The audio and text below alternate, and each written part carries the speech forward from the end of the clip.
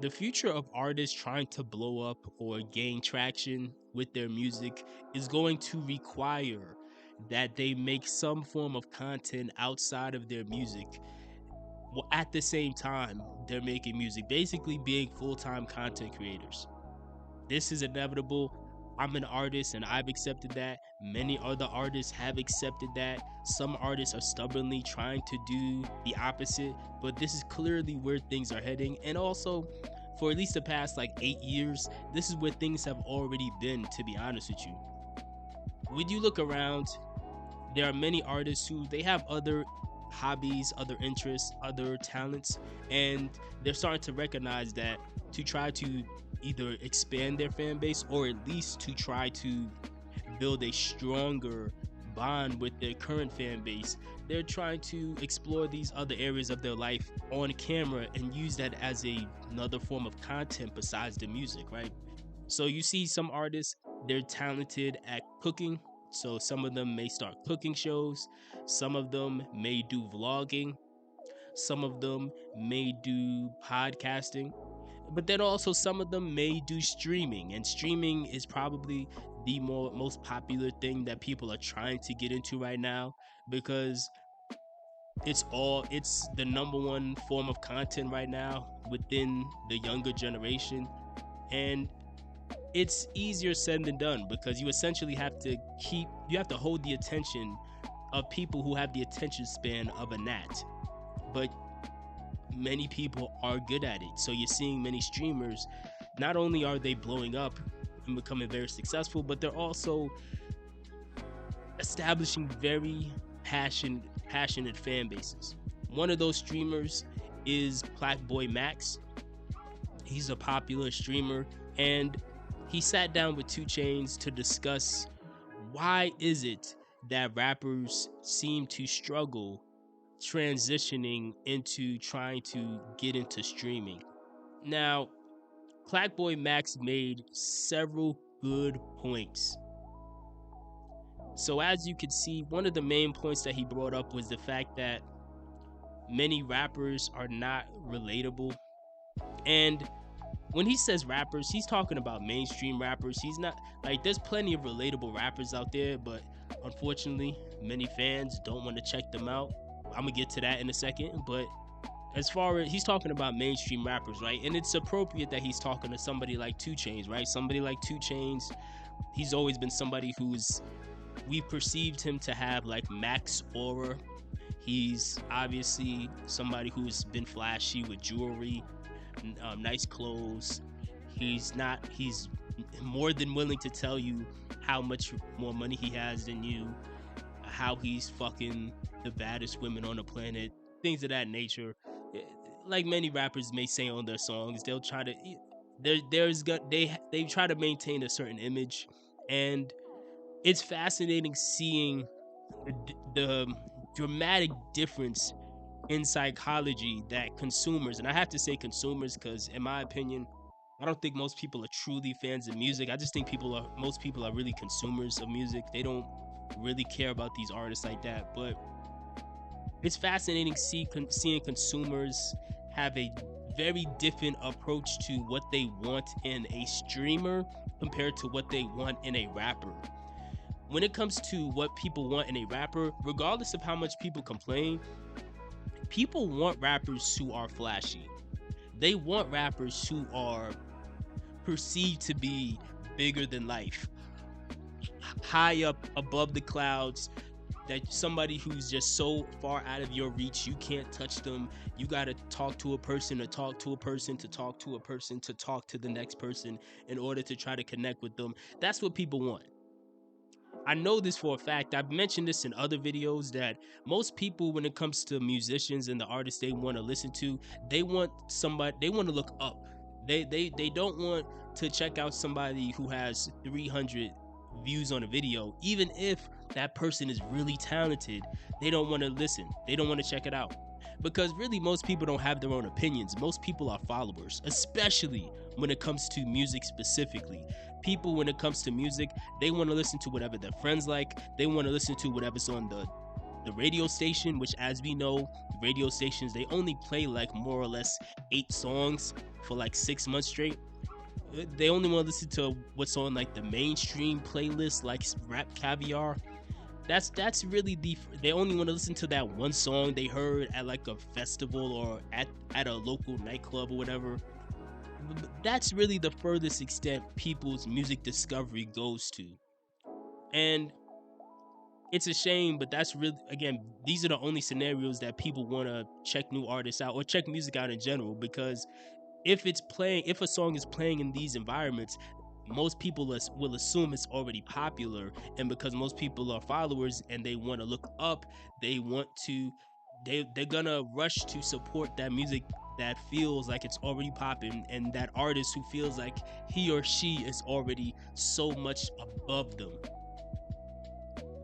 You see all the time when many artists are not at that level, when many artists may come off as more relatable, more humble, not on anybody's radar yet, but they have the talent. Many people will dismiss them and say, oh, this is trash, without even actually giving their music a legitimate chance. What's fascinating when it comes to streaming is it's actually the exact opposite. A lot of people well, and I guess it makes sense that it's the opposite, because really the audience that watches streamers a lot and the audience that consumes music a lot, even though they overlap a bit, they're not really the same audiences. It's really two different audience, low key. But the audience that watches streamers and consumes that type of content, they actually, in many cases, they'll do the opposite. They want to check out and support people that they feel are much smaller, who are trying to build it up from the ground up in real time. They're trying to watch it in real time. And you'll see many of these people, once that streamer gets to a certain level, they kind of stop paying them attention and say that this person sold out and blah blah blah, and all of that, and then they stop checking for it. And another thing that PlaqueBoyMax brought up that I think is a good point, and not just PlaqueBoyMax, the YouTuber Hello Yassine brought this up. I thought this was a good point as well. Many rappers, they're so caught up in trying to maintain that sort of mystique. They're so caught up in trying to always look like they have max aura, to the point where they can't it doesn't look natural for them to try to stream, because streaming, typically they gotta stream for like 8 hours straight. It's like they're streaming for 4 hours, 5 hours, 6 hours, 7 hours, 10 hours. Some of these people are streaming for like 30 days straight, like, and it's impossible to maintain that sort of aura for that extended period of time, because realistically, nobody is really that cool. Nobody is that perfect. Over time, if you have a camera in your face for long enough, you are gonna have moments where you're gonna make some mistakes. You're gonna probably stutter. I think I've stuttered like twice in this video already, if not more. You're gonna have hiccups. You may not be in the mood every day, so some days your energy may be a little off.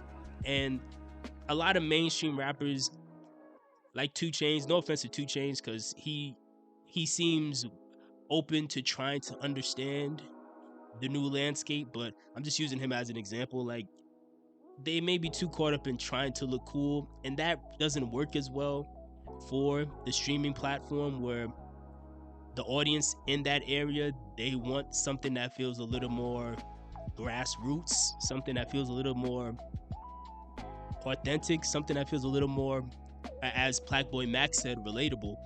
And a lot of rappers are typically not trying to be relatable. You think about the topic, and again, it's not all rappers, of course, but specifically mainstream rappers. You listen to a lot of what they say in songs. It's usually topics that fall into the elitism conversation, right? It's typically, hey, I'm way up here, you're not. Like, hey, I'm richer than you. I'm dealing with you. I'm fucking women who are much more attractive than anyone that you can meet in your little small ass town in like fucking Little Rock, Arkansas, or whatever. You know what I mean? Like, it's usually something meant to dunk on somebody, which again, it's not super relatable. And again, it doesn't work in the context of streaming, whereas some of these streamers, like you look at somebody like Kai Cenat, he's kind of the opposite of what a lot of rappers try to be, right? Where he's more of like that sort of, I don't want to say goofy, but kind of goofy, happy-go-lucky, very energetic in your face, but still like relatable. Like he seems more so like a regular person. And whereas rappers typically, specifically mainstream rappers, are typically trying to fit into a character, or they're trying to fit into, yeah, just a character. Like they're trying to create a character like WWE, like wrestling, right? You think about wrestlers, right? We all know that it's not real. They're characters. But unfortunately in hip hop, it seems like this is still a space where many people want to, or they're demanding that these rappers be 100% real, and but at the same time you want them to be 100% cool. And whenever a rapper doesn't really fit into that mold, people will be quick to shun them and say, well, this rapper is corny, and they'll just not even give that person a chance. But in the world of streaming, it works. It's fascinating seeing many artists try to be a hybrid, which is what we have no choice but to become. I myself am an artist, like I said earlier in the video. Make sure you, by the way, make sure you guys smash the like button and subscribe if you haven't already. If you made it this far, thank you. But many people like PlaqueBoyMax or DDG are trying to be hybrids, and then you also have artists who are trying to be hybrids as streamers as well, like T-Pain. T-Pain, in my opinion, does a great job streaming, right? He has this awesome personality, and it just works well. T Grizzly has done an excellent job streaming over the years. He got into the GTA space streaming, and he's essentially never looked back. I know without a shadow of a doubt he has made more money streaming than he will ever make from his music career, even though he's had success in music. But it's just, when it comes to streaming, he doesn't have to split that money up with the label, of course, is my main point. But that's all I got about that. I'm out.